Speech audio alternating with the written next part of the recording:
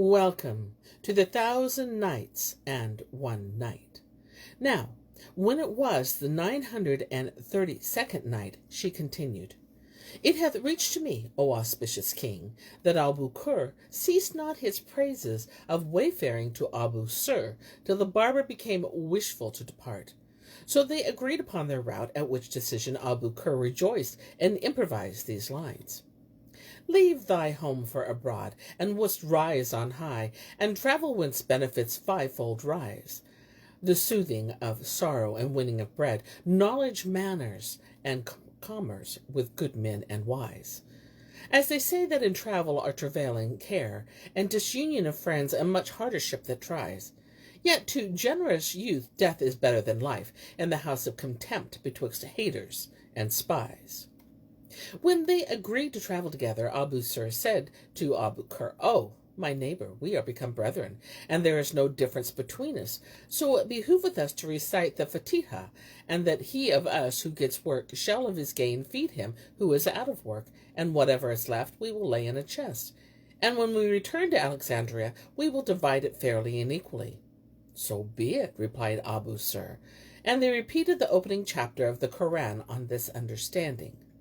Then Abu-Sur locked up his shop and gave the key to its owner, whilst Abu-Kur left his door locked and sealed, and let the key lie with the Qazi's sergeant, after which they took their baggage, and embarked on the morrow in a galleon upon the salt sea. They set sail for the same day, and fortune attended them for Abu-Sur's great good luck. There was not a barber in the ship, albeit it carried 120 men, besides captain and crew. So when they loosed the sails, the barber said to the dyer, O my brother, this is the sea, and we shall need meat and drink.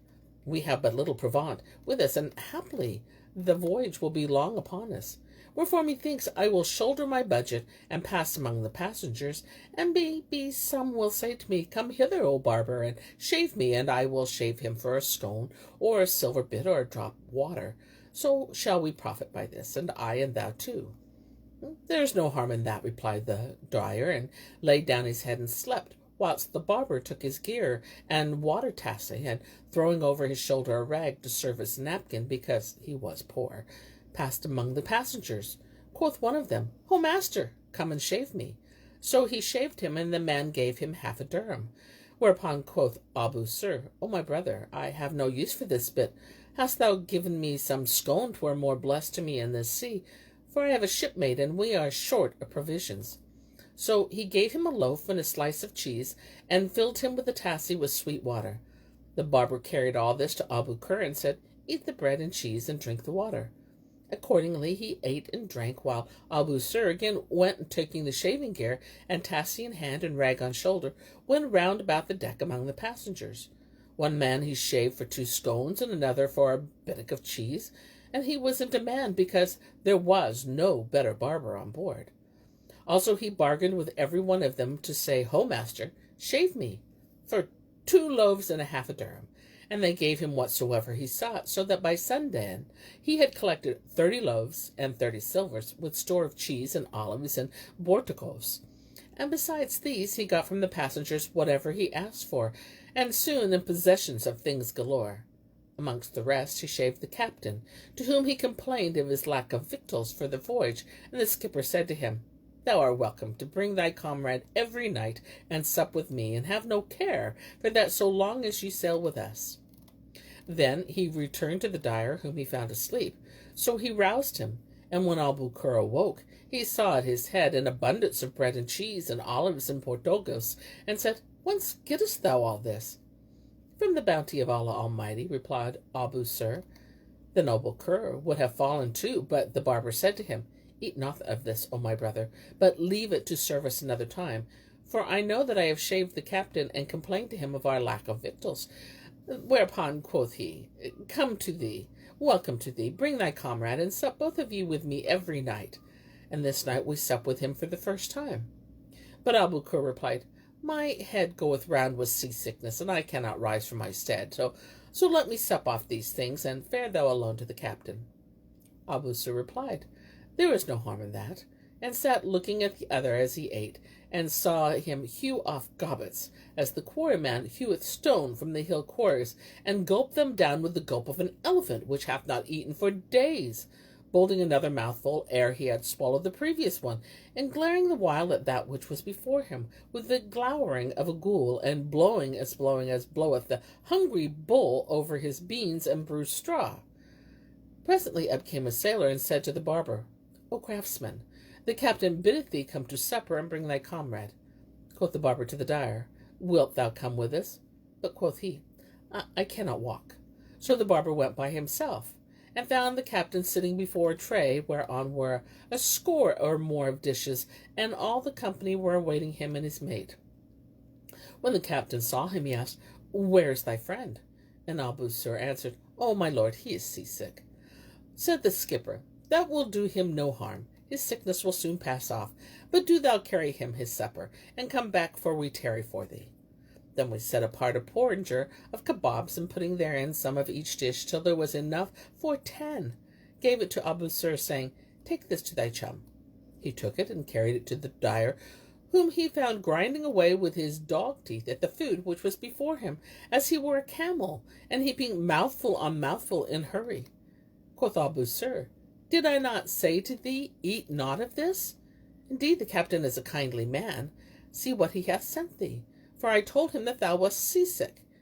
Give it here, cried the dyer. So the barber gave him the platter, and he snatched it from him, and fell upon his food, ravening for it, and resembling a grinning dog, or a raging lion, or a rook pouncing on a pigeon, or one well nigh dead for hunger, who, seeing meat, fell ravenously to eat.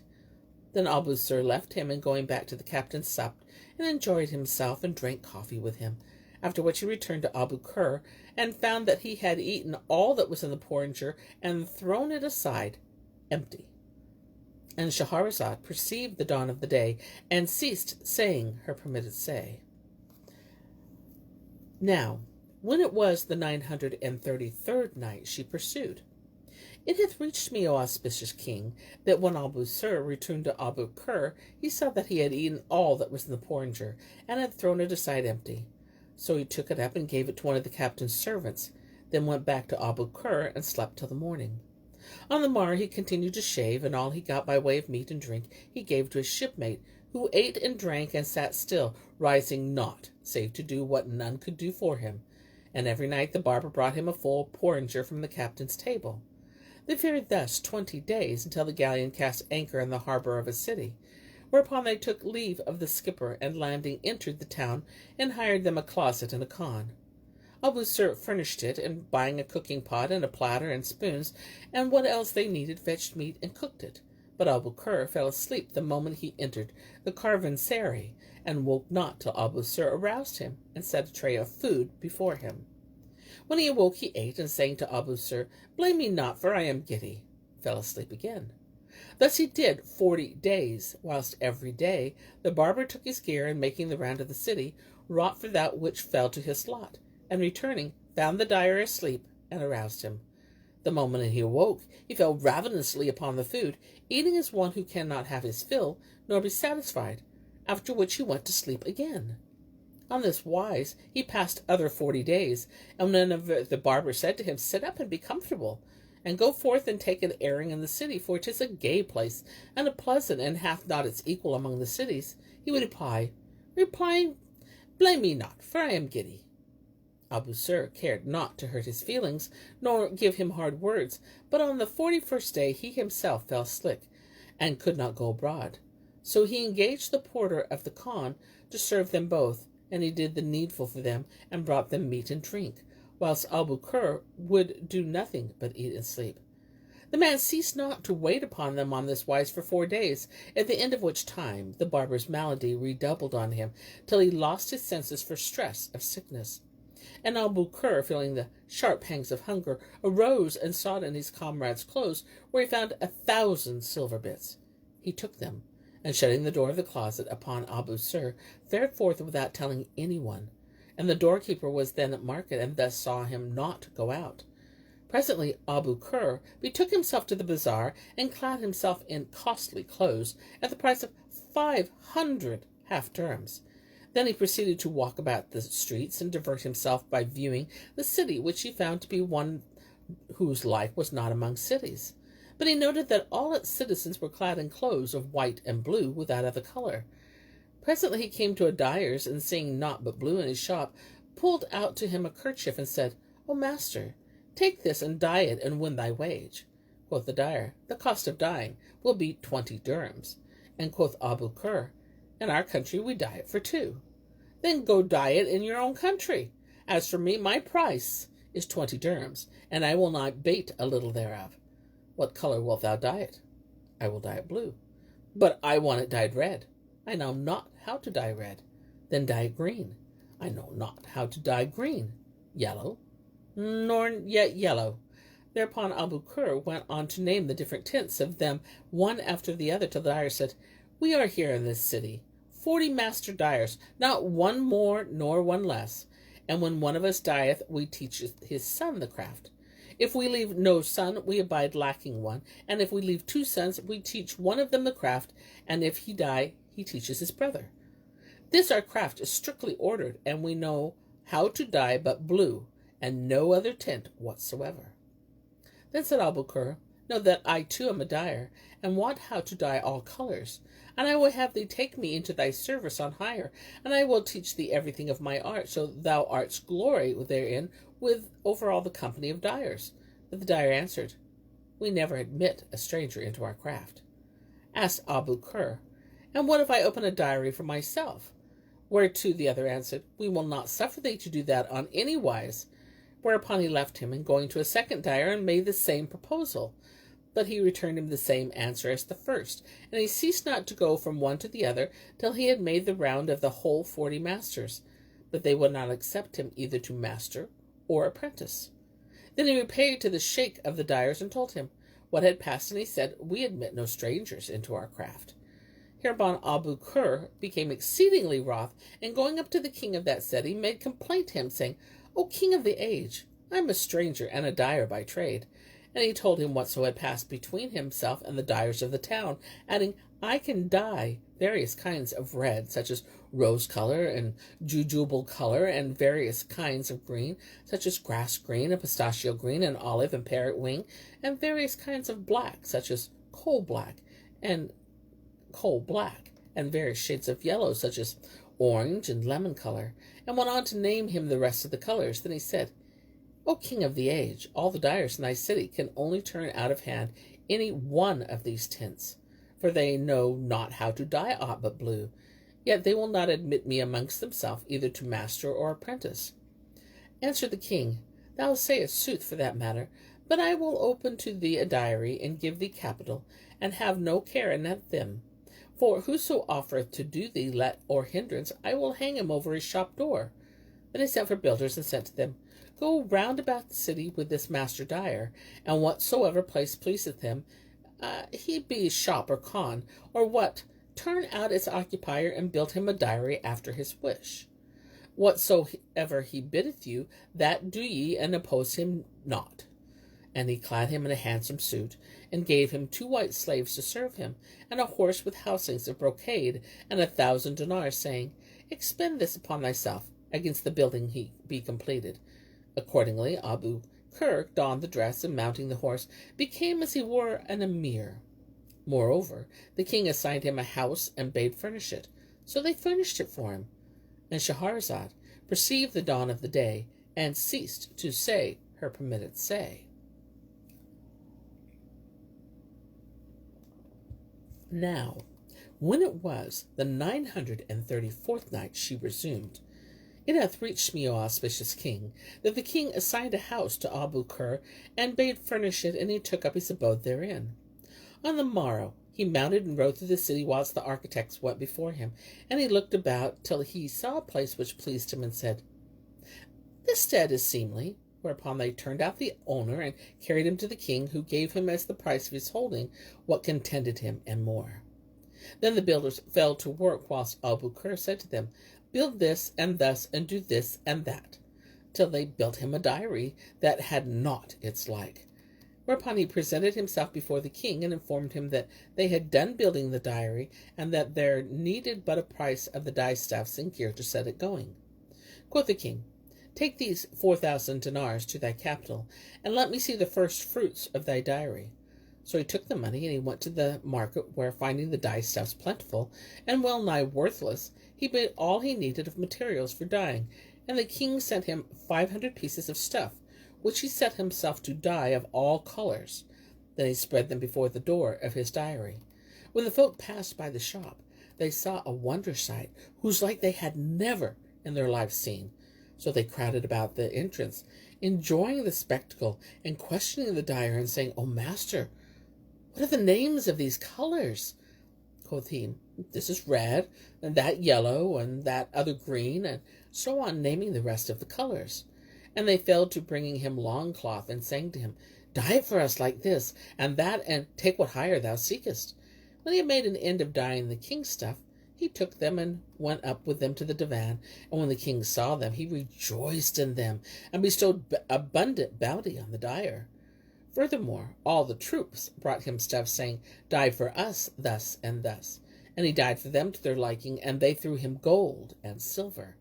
After this, his fame spread abroad, and his shop was called the Sultan's Dyery. Good came into him at every door, and none of the other dyers could say a word to him. But they used to come to him, kissing his hands and excusing themselves to him for their past affronts that they had offered him, and saying, "Take us to thine apprentices." But he would none of them, for he had become the owner of black slaves and handmaids, and had amassed store of wealth. On this wise fared it with Abu Kur. But as regards Abu Sir, after the closet door had been locked on him, and his money had been stolen, he abode prostrate and unconscious for 3 successive days, at the end of which the concierge of the Khan, chancing to look at the door, observed that it was locked, and bethought himself that he had not seen or heard aught of the 2 companions for some time. So he said in his mind, "Haply they have made off without paying rent, or perhaps they are dead, or what is this to do with them?" And he waited till sunset, when he went up to the door and heard the barber groaning within. He saw the key in the lock, so he opened the door and entered, found Abu Sir lying groaning, and said to him, "No harm to thee, where is thy friend?" Replied Abu Sir, "By Allah, I came to my senses only this day, and called out, but none answered my call. Allah upon thee, O my brother, look for the purse under my head, and take from it 5 half dirhams, and buy me somewhat nourishing, for I am sore and hungered." The porter put his hand, and taking the purse, found it empty, and said to the barber, "The purse is empty, there is nothing in it." Whereupon Abu Sir knew that Abu Kur had taken that which was wherein, and had fled, and he asked the porter, "Hast thou not seen my friend?" Answered the doorkeeper, "I have not seen him these 3 days, and indeed methought you had departed, thou and he." The barber cried, "Not so, but he coveted my money, and took it and fled, seeing me sick."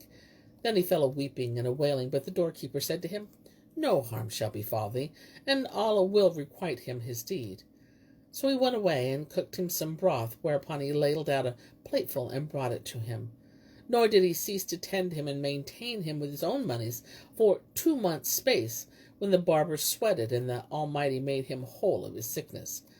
Then he stood up and said to the porter, "And ever the Most High Lord enable me, I will surely requite thee thy kindness to me, but none requiteth save the Lord of his bounty." Answered the porter, "Praised be he for thy recovery. I dealt not thus with thee, but of desire for the face of Allah the Bountiful." Then the barber went forth of the Khan, and threaded the market streets of the town, till destiny brought him to the bazaar, wherein was Abu Kur's dyery, and he saw the vari-coloured stuff to spread before the shop, and a jostle of folk crowding around him. So he questioned one of the townsmen, and asked, "What place is this, and how cometh it that I see folk crowding together?" Whereto the man answered, saying, "This is the Sultan's dyery, which he set up for a foreigner, Abu Kur hight. And whenever he dyeth new stuff, we all flock to him, and divert ourselves by gazing upon his handiwork, for we have no dyers in our land who know how to stain these colours, and indeed there befell him with the dyers who are in the city that which befell." And he went on to tell him all that had passed between Abu Kur and the master dyers, and how he had complained of them to the Sultan, who took him by the hand and built him that diary, and gave him this and that. Briefly recounted to him all that had occurred. At this the barber rejoiced, and said to himself, Praised be Allah, who hath prospered him, so that he became a master of his craft. And the man is excusable, for of a surety he hath been diverted from thee by his work, and hath forgotten thee. But thou actest kindly by him, and entreatest him generously. What time he was out of work, so when he seeth thee, he will rejoice in thee, and entreat thee generously, even as thou entreatest him. Accordingly, he made for the door of the diary, and saw Al-Bukr seated on a high mattress, spread upon a bench beside the doorway, clad in royal apparel, and attended by 4 blackamoor slaves, and 4 white Mamelukes, all robed in the richest of raiment. Moreover, he saw the workmen, 10 negro slaves, standing at work, for when Al-Bukr bought them, he taught them the craft of dyeing, and he himself sat amongst his cushions, as if he were a grand wazir or a mighty monarch, putting his hand to naught, but only saying to the men, Do this and do that. So the barber went up to him and stood before him, deeming he'd rejoice in seeing him when he saw him, and salute him and entreat him with honor to make much of him. But when eye fell upon eye, the dyer said to him, O scoundrel, how many a time have I bidden thee stand not at the door of the workshop? Hast thou a mind to disgrace me with the folk's thief that thou art? Seize him. So the blackamoors ran at him and laid hold of him, and the dyer rose up from his seat and said, Throw him. Accordingly, they threw him down, and Al-Bukr took a stick and dealt him 100 strokes on the back, after which they turned him over, and he beat him another 100 blows on his belly. Then he said to him, O scoundrel, O villain, if ever again I see thee standing at the door of this diary, I will forthright send thee to the king, and he will commit thee to the chief of police, that he may strike thy neck. Begone. May Allah not bless thee. So Al-Bukr departed from him, broken-hearted, by the reason of the beating and shame that had betided him, whilst the bystanders asked Al-Bukr, What hath this man done? He answered, The fellow is a thief, who stealeth the stuffs of folks. And Shahrazad perceived the dawn of the day, and ceased to say her permitted say. And so do I cease my telling of this tale, till it be morrow.